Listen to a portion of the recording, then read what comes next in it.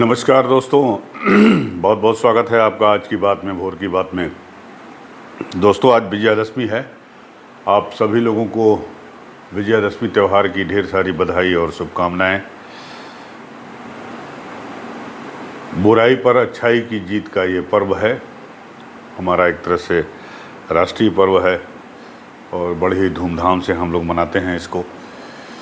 तो उम्मीद करता हूँ कि आप लोग भी आज जो है इसको अच्छे से मनाएंगे। शाम को मेला देखने ज़रूर जाइएगा। रावण जलता है आज, तो रावण जलने आपने देखा होगा अपने बचपन में। तो कोशिश करिए कि अपने बच्चों को भी आप दिखाइए, उन्हें समझाइए क्यों मनाया जाता है ये त्यौहार और क्यों इस त्यौहार का हमारे जीवन में इतना महत्व है। और भगवान राम के बारे में, रावण के बारे में, रामायण के बारे में थोड़ी बहुत सरल शब्दों में उन्हें बताने की, उन्हें समझाने की पूरी कोशिश करिए, ताकि वो हमारे रीति रिवाजों, परंपराओं और हमारी जो विरासत है उससे वो रूबरू हो सकें। तो सभी भाई बंधुओं को, भाइयों बहनों को दशहरे की ढेर सारी शुभकामनाएं और उम्मीद करता हूं कि आपका दिन शुभ हो। 8 बज चुके हैं और अगले आधे घंटे तक मैं आपसे जुड़ा रहूँगा। जो लोग हमसे जुड़ चुके हैं उनको बहुत बहुत मेरा नमस्कार, जो लोग बाद में जुड़ेंगे उनको भी मेरा नमस्कार।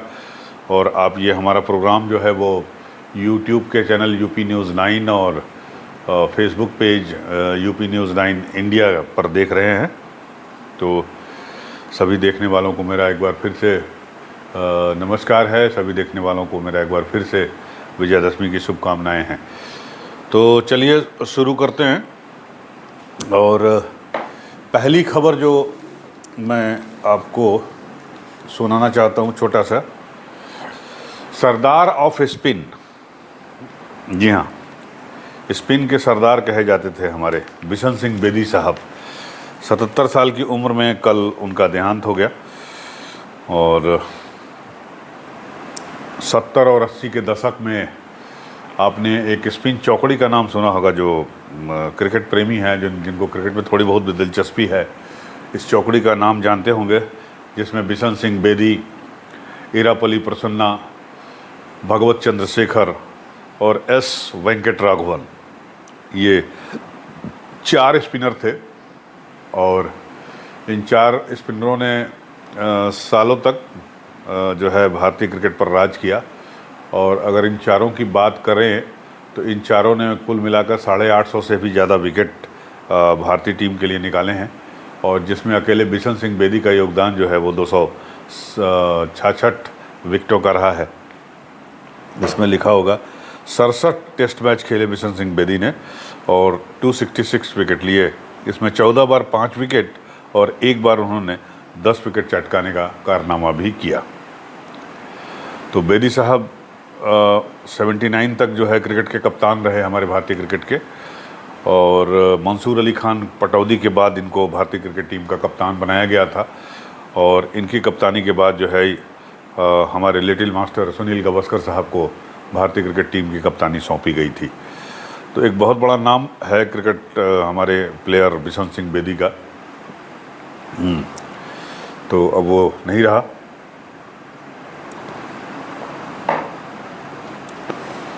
लेकिन इनकी बॉलिंग और साथ साथ इनकी बैटिंग भी, बहुत बड़े बैट्समैन नहीं थे, लेकिन न्यूजीलैंड के खिलाफ कानपुर में जो है इन्होंने हाफ सेंचुरी बनाई थी, आई थिंक 77 में या उसी समय, और जिसमें छक्का भी मारे थे इन्होंने। तो कहा जाता है कि उनके घुटने का ऑपरेशन अभी कुछ दिन पहले हुआ था और उसके बाद जो है बॉडी में इनके इन्फेक्शन फैल गया, संक्रमण फैल गया, जिससे वो उबर नहीं सके। सुबह दिल्ली स्थित घर में उन्होंने अंतिम सांस ली। मंगलवार दोपहर उनका अंतिम संस्कार किया जाएगा। नरेंद्र मोदी साहब, हमारे जो प्रधानमंत्री हैं, उन्होंने इस पर दुख जताया है। महान क्रिकेटर बिशन सिंह बेदी जी के निधन से गहरा दुख हुआ। खेल के प्रति उनका जुनून अटूट था और उनके अनुकरणीय गेंदबाजी प्रदर्शन ने भारत को कई यादगार जीतें दिलाई हैं। तो हमारी भी मतलब श्रद्धांजलि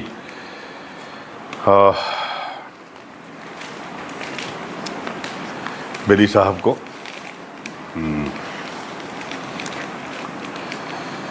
तो चलिए, तो आज त्यौहार के दिन ज़रा कुछ गड़बड़ खबरों से ही शुरुआत हो रही है। बेदी साहब के बारे में मैंने आपको बताया, एक जान और गई है जो काफ़ी चर्चा में है पिछले 24-25 घंटों से, जब से ये पता चला है कि कुत्तों के हमले में बाघ बकरी चाय के मालिक की जान चली गई। बाघ बकरी चाय आपने सुना होगा, उसका प्रचार सुना होगा, विज्ञापनों में देखा होगा कहीं ज़रूर। तो उनके मालिक थे पराग देसाई, उम्र करीब तकरीबन 50 साल के आसपास थी, 49 साल या 50 साल, और 1000 करोड़ रुपए के कारोबार को उन्होंने 2000 रुपये करोड़ तक पहुंचाया था अपनी कंपनी को, और 60 देशों में ये बाघ बकरी चाय निर्यात होती है। एमडी थे वो, सीईओ थे। तो गजब से इनकी मौत के बारे में लिखा है, थोड़ा जान लीजिए। मेरे ख्याल से आपको पता चल गया होगा, लेकिन थोड़ा इसमें डिटेल दिया हुआ है। दैनिक जागरण अखबार है मेरे हाथ में, तो दैनिक जागरण से मैं आपको पढ़ के सुना देता हूँ थोड़ा सा विस्तृत तौर पर। आवारा कुत्तों के हमले के दौरान गंभीर रूप से जख्मी हुए करीब 130 साल पुरानी बाघ बकरी चाय कंपनी के कार्यकारी निदेशक पराग देसाई, उम्र 50 साल लिखा हुआ है ब्रैकेट में, का रविवार शाम को एक निजी अस्पताल में निधन हो गया। हमले से बचने की कोशिश में वह गिर गए थे और सिर में चोट लगने के बाद उन्हें ब्रेन हैमरेज हो गया था। सोमवार को पराग देसाई का अहमदाबाद में अंतिम संस्कार किया गया।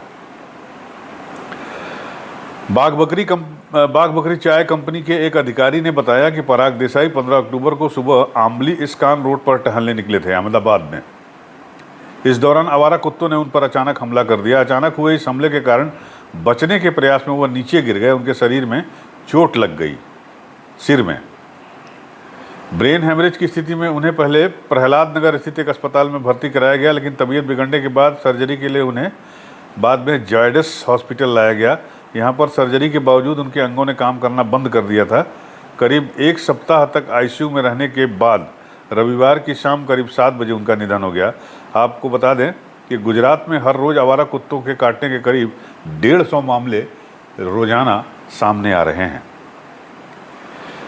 पराग देसाई कंपनी के प्रबंध निदेशक रमेश देसाई के बेटे थे। उन्होंने न्यूयॉर्क की ला आइलैंड यूनिवर्सिटी से एमबीए किया था और वे अपने ग्रुप के सेल्स, मार्केटिंग और एक्सपोर्ट विभागों के प्रमुख भी थे। वह एक विशेषज्ञ चाय परीक्षक और मूल्यांकनकर्ता भी थे। पराग ने जब कंपनी का काम संभाला तो अब उसका कारोबार 100 करोड़ रुपए का था, लेकिन आज बाघ बकरी का कारोबार 2000 रुपये करोड़ तक पहुंच गया है। दुनिया के 60 देशों में बाघ बकरी चाय निर्यात होती है। बाघ बकरी समूह ने बीते कुछ दशक में कई प्रयोग किए और महानगरों में टी सेंटर भी खोले। बाघ बकरी प्रीमियम चाय के लिए एक प्रसिद्ध कंपनी है। ये भी लिखा हुआ है इसमें कि बाघ बकरी चाय कंपनी 2000 करोड़ रुपए के अधिक के कारोबार और 50 मिलियन किलोग्राम से अधिक वितरण के साथ देश की अग्रणी पैकेज्ड चाय कंपनियों में से एक है। अपनी प्रीमियम चाय के लिए प्रसिद्ध है और 1892 से इस बिजनेस में है। इसकी स्थापना नरेंद्र दास देसाई ने की थी। नरेंद्र दास देसाई साहब ने बाघ बकरी चाय की स्थापना की थी और पराग देसाई जिनका निधन हुआ, जब उन्होंने संभाला इसे तब उसका कारोबार 100 करोड़ का था और अपनी मेहनत, लगन और काबिलियत के ज़रिए इन्होंने उसको 2000 करोड़ रुपए की कंपनी बना दी। तो ये 2 खबरें ऐसी थी जो मन को थोड़ा सा विचलित करती हैं। एक तो हमारे बेदी साहब की मौत, अचानक मौत उनकी भी हुई। अगर उनका इन्फेक्शन नहीं होता तो संभवतः 2-4-5 साल 10 साल और आगे चलते वो। और दूसरे की ये पराग देसाई साहब कुत्तों से बचने के चक्कर में भागे, गिर गए, सिर में चोट लगी है, ब्रेन हैमरेज हो गया।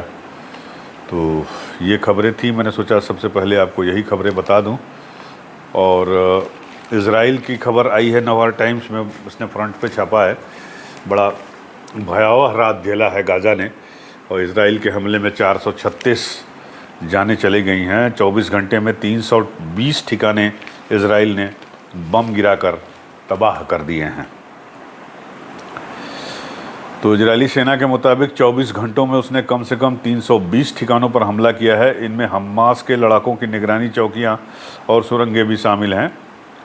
इजराइल की एयर स्ट्राइक में 5087 फिलिस्तीनियों की मौत का दावा किया गया है और इसमें अकेले 2055 बच्चे हैं। इजराइल ने अब भी गाजा में ईंधन पहुंचाने की इजाज़त नहीं दी है। 2 हफ्ते से बिजली गुल है और अस्पताल में फर्श पर इलाज किया जा रहा है। इजरायली सेना ने संकेत दिए हैं कि जल्द गाजा में ज़मीनी हमले किए जा सकते हैं। सीमा पर टैंकों और सैनिकों को इकट्ठा कर दिया गया है। तो ये है इजराइल की स्थिति, पता नहीं क्या होगा। तो इजराइल के युद्ध का असर अब जो है शेयर बाज़ार पर पड़ा है। मेरे ख्याल से शेयर बाज़ार 2-3 दिन से बंद होगा, शनिचर इतवार और शुक्रवार पता नहीं अष्टमी को बंद रहता है खुला रहता है। तो सोमवार को कल यानी जब खुला है वो, तो मिडिल ईस्ट में तनाव से ग्लोबल बाज़ारों में आए कमज़ोर रुझानों के बीच घरेलू बाजार शेयर बाज़ार सोमवार को औंधे मुँह गिर गया। सेंसेक्स 825.74 अंक की बड़ी गिरावट के साथ 64,571.88 अंक पर बंद हुआ। वहीं निफ्टी 260.90 अंक यानी 1.34% फिसल कर 19,281.75 पर बंद हो गया। बताया जा रहा है कि इस गिरावट से जो इन्वेस्टर्स हैं, यानी जिन्होंने पैसा लगाया है शेयर बाज़ार में, उनके 7.7 लाख करोड़ रुपए डूब गए। अरे बाप रे! यह शेयर बाजारों में गिरावट का लगातार चौथा सेशन रहा। तो लीजिए साहब, क्या करिएगा। ये तो बड़ा वो है, आज भी मेरे ख्याल से गिरेगा ही। आज पता नहीं वो है विजयदशमी है तो हो सकता है बंद हो, जब पता चल जाएगा आप लोगों को। तो ये है। अब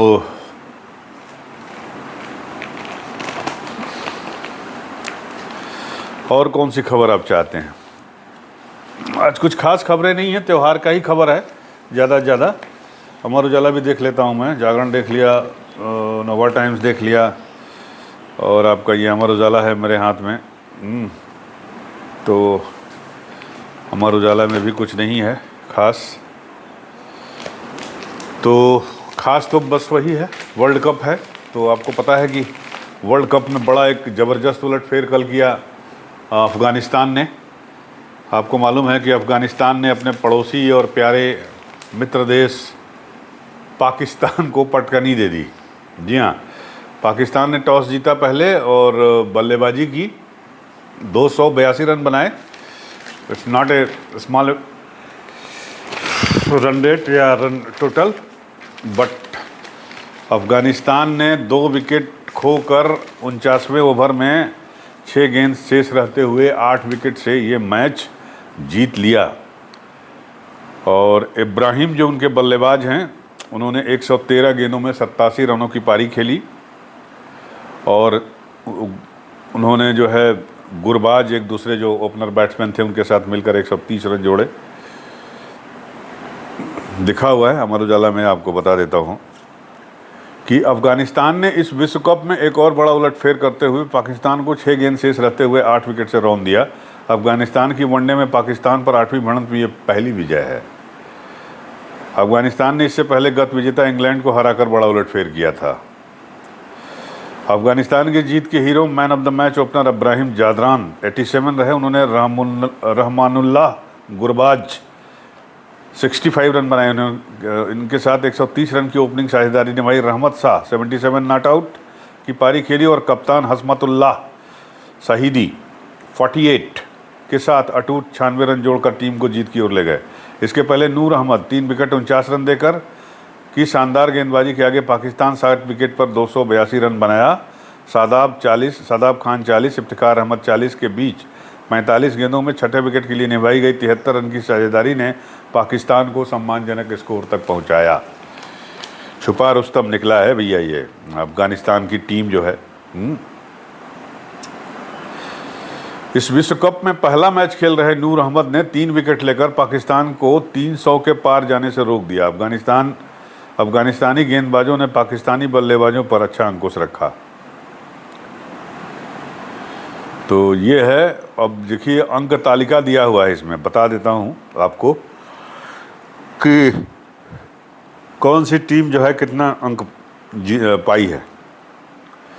तो भारत की टीम ने जो है 5 मैच खेले हैं, 5 जीते हैं, हार एक भी नहीं है, अंक इसके 10 हैं, 10, और रन रेट है इनका 1.353 रन रेट है इंडिया का। उसके बाद दूसरे नंबर पे न्यूजीलैंड है, 5 मैच खेले हैं, 4 जीते हैं, 1 हारे हैं, भारत से हारा है आपको पता ही है, और इसके 8 अंक हैं, लेकिन इसका रन रेट इंडिया से बेटर है, 1.481 है, हमारा 1.353 है और न्यूजीलैंड का 1.481 है। तो उसका रन रेट अच्छा है, लेकिन पॉइंट हमारा ज़्यादा है, हमने न्यूजीलैंड को हरा दिया था, इसलिए हमारे 10 पॉइंट है, उनके न्यूजीलैंड के 8 पॉइंट है। दक्षिण अफ्रीका 4 मैच खेले हैं, 3 जीते हैं, 1 हारे हैं, और 6 अंक है उसके, तीसरे नंबर पर है। इसका एवरेज जो है 2.212 है, इसका एवरेज भारत और न्यूजीलैंड से भी अच्छा है, 2.212 है। ऑस्ट्रेलिया ने 4 मैच खेले हैं, 2 जीते हैं, 2 हारे हैं, 4 पॉइंट है उनके, उनका एवरेज जो है -0.193 है। पाकिस्तान ने 5 मैच खेले हैं, 2 जीते हैं, 3 हारे हैं, और 4 अंक उसके भी हैं, और उसका एवरेज है -0.400। अफ़गानिस्तान 5 मैच खेले हैं, 2 जीते हैं, 3 हारे हैं, 4 अंक इसके भी हैं, और -0.969 इसके रन रेट है इसका। अब बांग्लादेश आई है, 4 मैच खेला है, 1 जीता है, 3 हारा है, 2 पॉइंट है उसके, और उसका रन रेट है -0.784। नीदरलैंड 4 मैच खेला है, 1 जीता है, 3 हारा है, 2 पॉइंट इसके भी है, इसका जो रन रेट है -0.790 है। श्रीलंका 4 मैच खेला है, 1 जीता है, 3 हारा है, 2 पॉइंट है, और -1.048 इसका वो है। और इंग्लैंड सबसे आखिरी स्थान पर है, 4 मैच खेले हैं, 1 जीते हैं, 3 हारे हैं, और 2 अंक हैं, इनका रन रेट है -1.248। तो भारत पहले स्थान पर, न्यूजीलैंड दूसरे स्थान पर, दक्षिण अफ्रीका तीसरे स्थान पर, ऑस्ट्रेलिया चौथे स्थान पर, पाकिस्तान 5वें स्थान पर, अफगानिस्तान 6ठे स्थान पर, बांग्लादेश 7वें स्थान पर, नीदरलैंड 8वें, श्रीलंका 9वें, और इंग्लैंड 10वें स्थान पर है। और पैरा एशियाई खेल हो रहे हैं ह्वांगझोऊ में, जहां अभी एशियाड हुए थे, तो उसमें भी हमारे भारत के लोगों ने भारत के हमारे खिलाड़ियों ने बहुत अच्छा प्रदर्शन किया है। भारत तालिका में चौथे स्थान पर, एथलेटिक्स में जीते 11 पदक। हाँ, ह्वांगझोऊ पैरा ओलंपिक खेलों की स्वर्ण विजेता निशानेबाज अवनी लेखरा सहित भारत ने सोमवार को पैरा एशियाई खेलों में 6 स्वर्ण सहित कुल 17 पदक अपनी झोली में डाले। भारत को 6 रजत और 5 कांस्य भी मिले। पदक तालिका में चौथे स्थान पर भारत है, चीन जो है वो शीर्ष पर है। एथलेटिक्स में भारत को कुल 11 पदक मिले, जिसमें 5 गोल्ड शामिल हैं। शैलेश ऊंची कूद T63, प्रणव सूरमा क्लब थ्रो F51, निषाद ऊंची कूद T47, दृष्टिबाधित अंकुर धामा 5000 मीटर T11, प्रवीण ऊंची कूद T64, T44 ने भी स्वर्ण जीते। इसमें से अंकुर साहब जो हमारे हैं वो हमारे बागपत के रहने वाले हैं, उत्तर प्रदेश के बागपत के खेकड़ा कस्बे के रहने वाले। उनकी आंखों की रोशनी बचपन में चली गई थी। वहीं राजस्थान की अवनी ने R2 10 metre air rifle standing SH1 श्रेणी में 249.6 अंकों के साथ इन खेलों के रिकॉर्ड स्कोर बनाया और स्वर्ण जीता।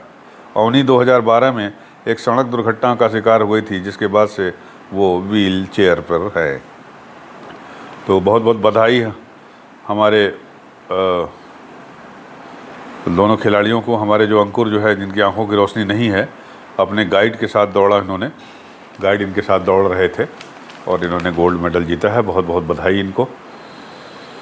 तो ये है आज का समाचार, मैंने आपको बता दिया। और अब आते हैं आपके मध्य प्रदेश के चुनाव पर। तो मध्य प्रदेश में गदर कटा हुआ है, आपको तो पता ही है कि थोड़ा सा बता देता हूं आपको। मध्य प्रदेश चुनाव के बारे में निकला है कि जो भारतीय जनता पार्टी और कांग्रेस जो टिकट बांट रहे हैं, उसको लेके वहां पे बवाल मचा हुआ है। उनके कार्यकर्ता जो है दोनों पार्टियों के, चाहे वो भारतीय जनता पार्टी हो चाहे वो कांग्रेस हो, दोनों पार्टियों के कार्यकर्ता जो है एकदम बुरी तरह बौखलाए हुए हैं, प्रदर्शन कर रहे हैं, धरना कर रहे हैं, गाड़ी के आगे लेट जा रहे हैं, प्रभारी लोग जो हैं उनके गनर के साथ मारपीट कर रहे हैं। तो उसमें क्या हुआ है कि कांग्रेस ने क्या किया है कि बीजेपी के 5 बागी विधायकों को टिकट दे दिया है, और बीजेपी ने भी संभवतः कांग्रेस से आए 2 लोगों को टिकट दे दिया है। तो ये हो रहा है कि जब टिकट नहीं मिल रहा है तो लोग बागी हो जा रहे हैं, या तो दूसरी पार्टी ज्वाइन कर ले रहे हैं, या फिर जो है वो बागी हो जा रहे हैं, या दूसरी पार्टी ज्वाइन कर ले रहे हैं। तो इसको लेके जो है एक खबर इसमें छपी है नवभारत टाइम्स में, अच्छी खबर है। अगर जिन आपको चुनाव में दिलचस्पी है मध्य प्रदेश के और राजस्थान के, तो उससे जुड़ी खबर है ये, मुझे अच्छी लग रही है, तो मैंने कहा कि आपके साथ इसको शेयर करता हूँ कि मध्य प्रदेश में कांग्रेस बीजेपी बागियों को बना रही हैं हथियार। इस हेडलाइंस के साथ ये नव खबर छपी है नवभारत टाइम्स में। तो क्या बागी तय करेंगे मध्य प्रदेश चुनाव का नतीजा? पिछली बार बड़ा नैरो मार्जिन था, आपको पता ही है। कांग्रेस को 3-4 सीटें और मिल जाती तो उसकी बहुमत से सरकार बन जाती, लेकिन फिर भी सरकार बनी, लेकिन बाद में गिर गई ज्योतिरादित्य सिंधिया के बगावत करने से। तो दोनों ही पार्टियां जो हैं वहाँ बागियों से जूझ रही हैं। दोनों पार्टी के कई नेता जो है टिकट नहीं मिलने से बागी हो गए हैं, और उनके समर्थक लगातार विरोध प्रदर्शन जारी रखे हुए हैं। अब मध्य प्रदेश में बीजेपी ने 5 बागियों को बीजेपी के 5 बागियों को कांग्रेस ने टिकट दे दिया है। उसमें दतिया सीट भी शामिल है, जहां से मध्य प्रदेश के गृह मंत्री नरोत्तम मिश्रा जो है वो हैं। इसमें दतिया सीट भी शामिल है। ये सीट मध्य प्रदेश के गृह मंत्री नरोत्तम मिश्रा की है। उनके खिलाफ कांग्रेस ने बीजेपी के एक बागी को खड़ा कर दिया है। बीजेपी ने भी एक सीट पर कांग्रेस के बागी को टिकट दिया है। टिकट के ऐलान के साथ ही कांग्रेस और बीजेपी दोनों में विरोध बढ़ता जा रहा है, और साथ ही टिकट न मिलने पर नेता पार्टी भी छोड़ रहे हैं। मुरैना सीट से टिकट न मिलने पर बीजेपी नेता और राज्य के पूर्व स्वास्थ्य मंत्री रुस्तम सिंह ने पार्टी छोड़कर बीएसपी ज्वाइन कर ली है। वाह, बीएसपी ने उनके बेटे को टिकट दे दिया है। रुस्तम 78 साल के हैं और इस बात से नाराज़ हैं कि उन्हें पार्टी ने उम्र का हवाला देकर टिकट नहीं दिया, जबकि दमोह से 76 साल के पूर्व मंत्री को टिकट दे दिया है। अब टीकमगढ़ से पूर्व बीजेपी विधायक के श्रीवास्तव ने भी टिकट नहीं मिलने पर पार्टी को अलविदा कह दिया है। श्रीवास्तव साहब ने कर दिया है टीकमगढ़। कांग्रेस के नेताओं के समर्थकों ने भी टिकट न मिलने पर पार्टी प्रदेश के प्रमुख कमलनाथ के घर के बाहर विरोध प्रदर्शन किया। बीजेपी के सीनियर नेताओं को भी लगातार विरोध का सामना करना पड़ रहा है। पूर्व मंत्री और बीजेपी के पूर्व विधायक उमाशंकर गुप्ता को टिकट न मिलने पर उनके समर्थकों ने पार्टी के प्रदेश अध्यक्ष बीडी शर्मा के सामने अपना विरोध प्रदर्शन किया। केंद्रीय मंत्री ज्योतिरादित्य सिंधिया के करीबी मुन्ना लाल गोयल को टिकट न मिलने पर उन्होंने अपने समर्थकों के साथ सिंधिया के सामने विरोध प्रदर्शन किया। कांग्रेस ने राज्य के सभी 230 सीटों पर उम्मीदवारों का ऐलान कर दिया है, और बीजेपी ने 228 सीटों पर उम्मीदवारों का ऐलान किया है, यानी उम्मीदवारों की घोषणा की है। तो बड़ा ही दिलचस्प उसमें पहुंच गया है मध्य प्रदेश और राजस्थान और छत्तीसगढ़ और तेलंगाना का चुनाव। मिज़ोरम में भी मुकाबला बताया जा रहा है कि बराबरी का हो रहा है।